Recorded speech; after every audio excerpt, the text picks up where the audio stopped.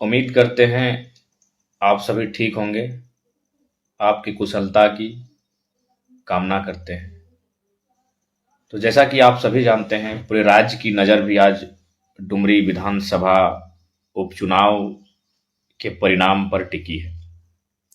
निश्चय ही परिणाम के लिए अभी आपको शाम तक का इंतजार करना होगा, शाम ढलने तक की प्रतीक्षा करनी होगी। लेकिन मेरा एक संदेश यही रहेगा कि परिणाम में जो भी हो, जो भी डुमरी से प्रत्याशी हैं, सभी झारखंडी प्रत्याशी हैं। और कहीं ना कहीं जो माहौल सोशल मीडिया में क्रिएट होता है, मैं नम्र निवेदन करना चाहूँगा सभी समर्थकों से कि कम आप जो बाहर राज्यों के अभ्यर्थी रहते हैं उनसे सीखिए।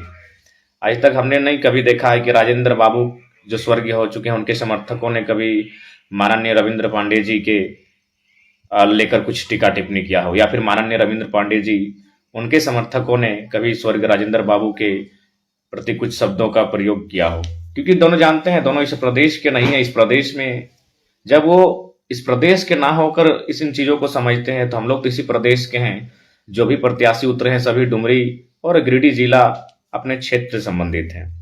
तो जो भी परिणाम आएगा, जनता के जनमत का स्वीकार करें और आपसी टीका टिप्पणी से बेहतर होगा कि विकास के जो कार्य हैं उन पर ध्यान दें। और अपितु हम एक संदेश यह भी देना चाहेंगे, या जिनका भी विजय होता है, जो भी विजयी होते हैं, जो भी दल विजयी होते हैं, जो भी प्रत्याशी विजयी होते हैं, उन्हें एक नैतिक राजनीति का परिचय देते हुए अगर उन्होंने या फिर उनके समर्थकों ने विपक्ष में जो प्रत्याशी हैं उनके प्रति अगर किसी प्रकार की कोई ऐसी अमर्यादित भाषा या टिप्पणी का प्रयोग किया है, तो मुझे लगता है विजयी होने के पश्चात उस पर वे कहीं ना कहीं अगर अपनी ओर से नैतिकता के आधार पर अगर क्षमा याचना कर लेंगे, या फिर उसके प्रति जिन प्रत्याशियों से आप लड़कर चुनाव जीतते हैं उनके प्रति भी अगर थोड़ी सी माने पॉजिटिव होते हुए अगर उनके साथ खड़े होते हैं, या फिर उनसे बधाइयां उनसे भी स्वीकार करते हैं, तो मुझे लगता है एक नैतिक राजनीति का उदय होगा।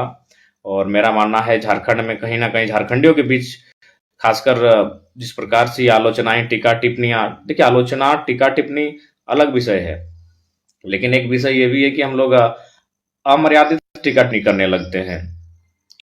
किसी के सार्वजनिक पटल पर किसी के व्यक्तिगत जीवन को चरितार्थ करने लगते हैं, जो कि कहीं ना कहीं हमारे हिसाब से उचित नहीं लगता है। तो इसीलिए इस बात का ध्यान रखें, और हमारे जितने भी झारखंड चाहे जो भी दल से जुड़े हों, उनके जो भी समर्थक हैं, उन्हें कम से कम बाकी समर्थकों से सीखना चाहिए।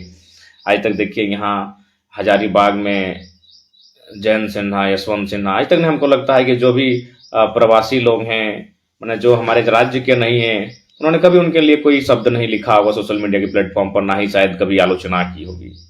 ये चीजें झारखंडियों में कमी रह जाती है। तो इस बात का ध्यान रखें, चाहे कहा कि रामगढ़ का उपचुनाव हो या फिर डुमरी का उपचुनाव हो, दोनों में सोशल मीडिया में इस प्रकार की एक दूसरे पर दोषारोपण किया गया, एक प्रकार से मुझे लगता है कहीं ना कहीं ठीक नहीं हो सकता है, ठीक नहीं कहा जा सकता है। और मैं उम्मीद करता हूं तमाम सभी दलों के समर्थकों से कि शाम ढलने के साथ ही थोड़ा सा नैतिकता का परिचय देंगे, क्योंकि कुछ कुछ शब्दों का जीत के बाद भी या फिर मैंने ऐसा लगता है कि कहीं ना कहीं उचित नहीं लगता है। राजेश दा, सोशल मीडिया के माध्यम से बहुत सारी ऐसे टीका टिप्पणी या फिर ऐसे जानकारियां प्राप्त होती हैं। लगता क्या ये आपको भी लगता है? अब आप तक अगर जानकारी नहीं पहुंची है तो फिर हम कैसे कह सकते हैं?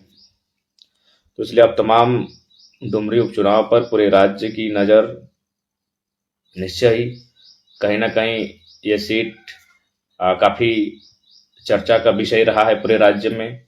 और आज जो भी जनता का आशीर्वाद कहिए, जनता का विचार कहिए, जनता का मत कहिए, आज उसका शाम ढलने तक सारी बातें सबके सामने क्लियर हो जाएंगी। तो जो भी परिणाम होगा उसे सभी सहर्ष स्वीकार करते हुए, आपसी भाईचारा सौहार्द को स्थापित करते हुए विकास के कार्यों में ध्यान लगाएं, ना कि आपस में टीका टिप्पणी इत्यादि।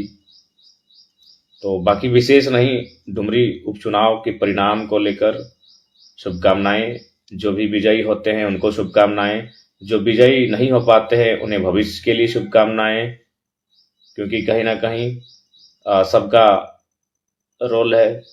जब पक्ष विपक्ष मुद्दों पर जीत हार के बाद भी ऊपर उठकर सोचेंगे, तभी विकास संभव है। बाकी सबको जोहार।